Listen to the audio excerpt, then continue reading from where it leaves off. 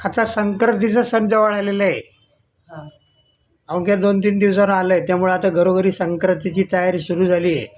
आता हां. संक्रांतीच्या दिवशी तिळगुळाच्या पोळीचा विशेष मान असतो.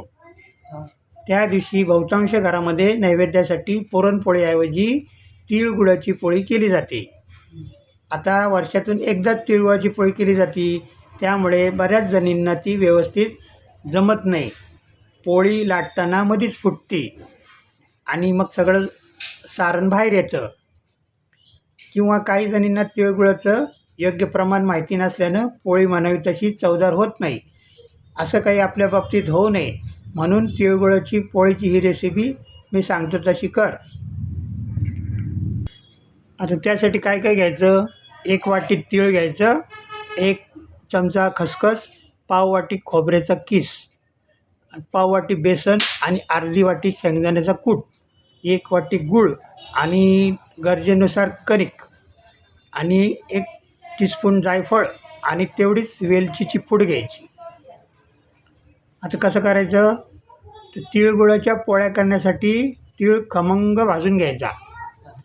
त्यानंतर खसखस आणि खोबऱ्याचा किस वेगवेगळा करून भाजायचा.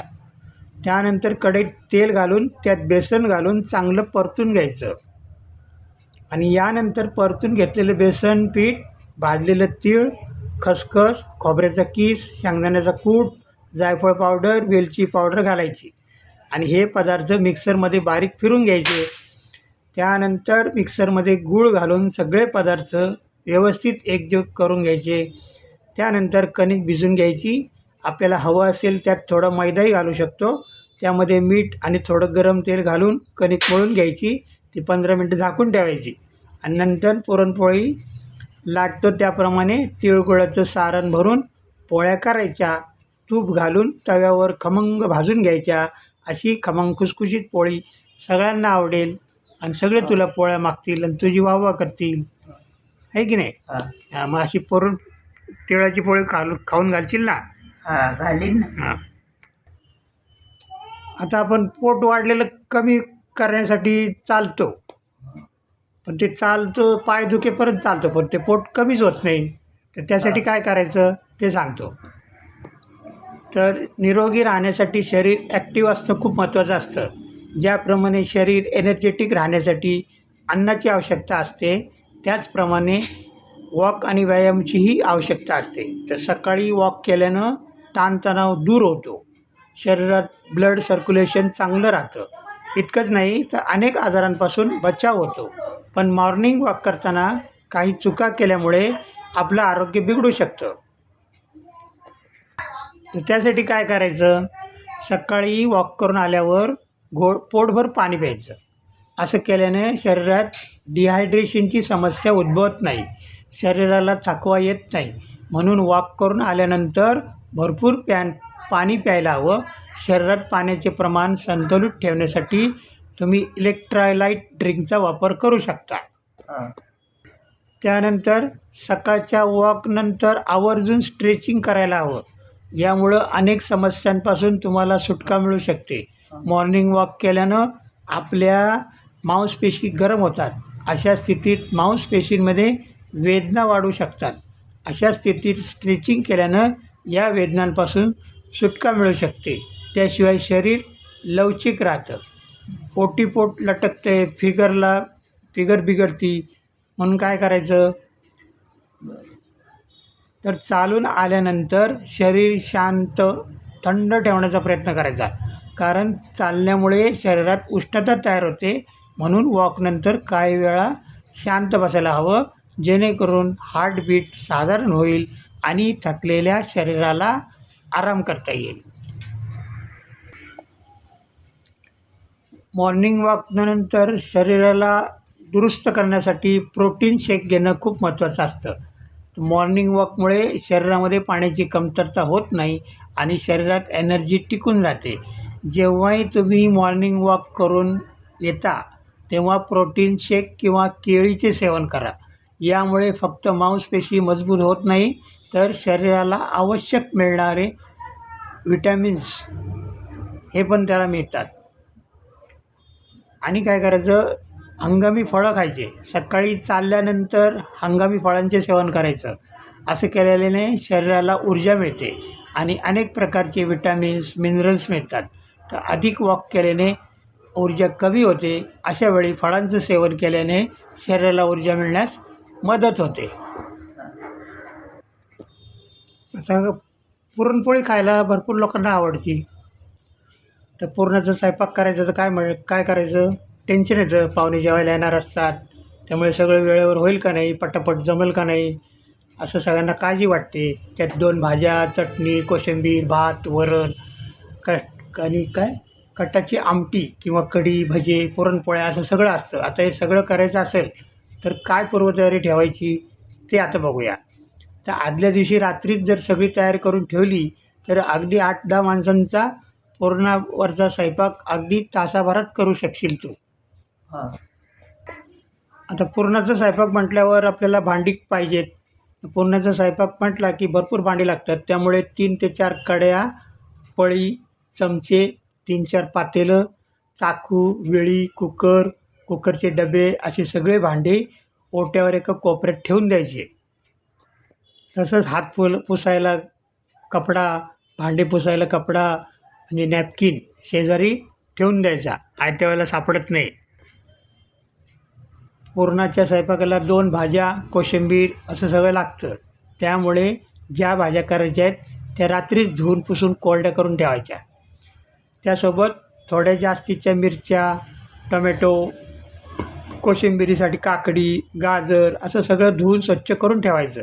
पालेभाजी, कोथिंबीर निवडून ठेवायची. खोबऱ्याचा किस तयार करून ठेवायचा. पोट भाजी किती करणार आहात तेवढीच एका वेगळ्या भांड्यात काढून ठेवायचं. किती लोक जेवणार आहेत ते पाहून आपल्याला वरण भातासाठी डाळ तांदूळाचा अंदाज आलेला असतो. तर त्यामुळं जेवढं डाळ तांदूळ आदल्या दिवशीच कुकरच्या डब्यात काढून ठेवलं की बरं पडतं. एका भांड्यात कणिक, पुरणासाठी लागणारी डाळ, भज्यासाठी लागणारं बेसनपीठ, धने, जिरेपूड, दाण्याचं कूट असं सगळं काढून ठेवा. अशी सगळी तयार करून ठेवली असली की बघ झटपट पुरणाचा स्वयंपाक 1 तासात होऊन जाईल आणि 8-10 माणसं सहज जेवून जातील तुझ्याकडं.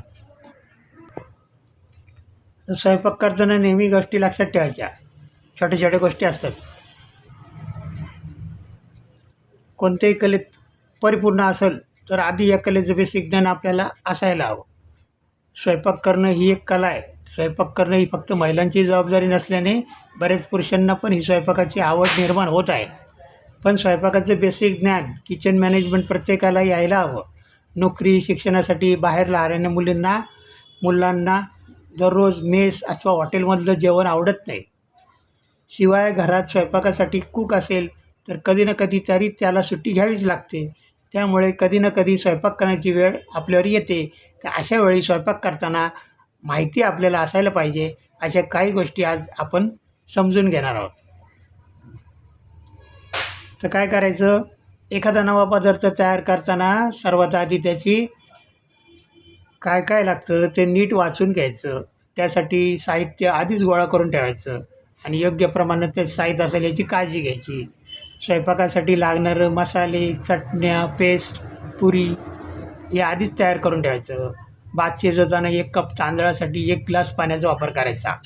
कडधान्याची भाजी करायची असेल तर रात्रीच कडधान्य पाण्यात भिजत घालायचं. डाळ चांगली होण्यासाठी 2 ते 3 तास आधी डाळ पाण्यात भिजत ठेवायची. स्वयंपाक करायला सुरुवात करण्यापूर्वी एका भांड्यात पाणी गरम करून ठेवायचं. पुलाव, खिचडी, भाज्यांची ग्रेव्ही तयार करताना गरम पाणी वापरलं तर ते शिजण्यासाठी वेळ कमी लागतो. भाजीसाठी लागणारे वाटण आठवड्याभरासाठी अथवा 2-3 दिवसांसाठी तयार करून ठेवायचं. यासोबतच पौष्टिक आणि चविष्ट पालक भाजी करण्यासाठी काही सांगतो तसं करायचं. लसूण आणि आल्याची पेस्ट तयार करून ठेवली तर स्वयंपाकासाठी वेळ कमी लागतो. शेंगदाणे भाजून तळून ठेवले तर भाज्यांमध्ये त्यांचा कूट टाकणं सोपं जातं. म्हणून शेंगदाणे आधीच भाजून त्याचा कूट तयार करून ठेवायचा.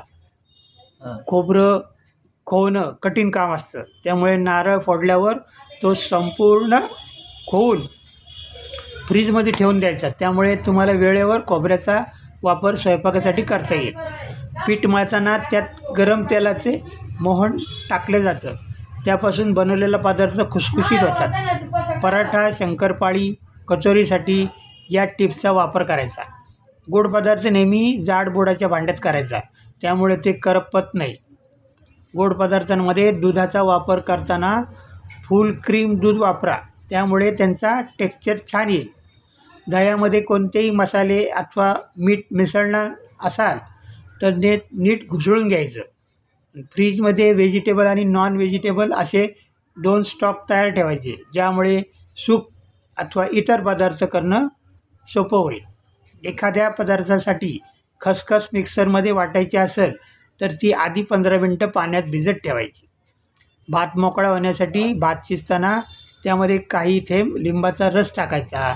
नूडल्स मोकळ्या होण्यासाठी शिजताना त्यामध्ये 1 थेंब तेल टाकायचं आणि शिजल्यावर गरम पाण्यातून मिसळून थंड पाण्याखाली धरायचं. रात्री कडधान्य अथवा डाळ भिजत घालण्यासाठी जर विसरले तर ती लवकर भिजण्यासाठी गरम पाण्यात 1 तास भिजत ठेवायची. थंडीच्या दिवसांमध्ये दही लावण्यासाठी ते मातीच्या भांड्यात लावायचं आणि गॅसजवळ ठेवायचं. बटाटे लवकर उकडण्यासाठी 20 मिनटं पाण्यात भिजत ठेवायचे. लिंबाचा रस व्यवस्थित निघण्यासाठी लिंब काही मिनटं कोमट पाण्यात बुडवून ठेवायचे. मसाला खराब होऊ नये यासाठी हिंगाचे खडे ठेवायचे.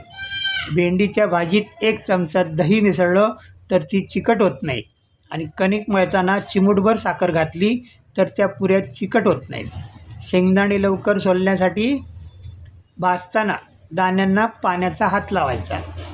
वांग, दुधी अथवा कोणतीही फळभाजी रोस्ट करण्यापूर्वी त्याला तेलाचा हात लावून कांद्याने छेद करायचे.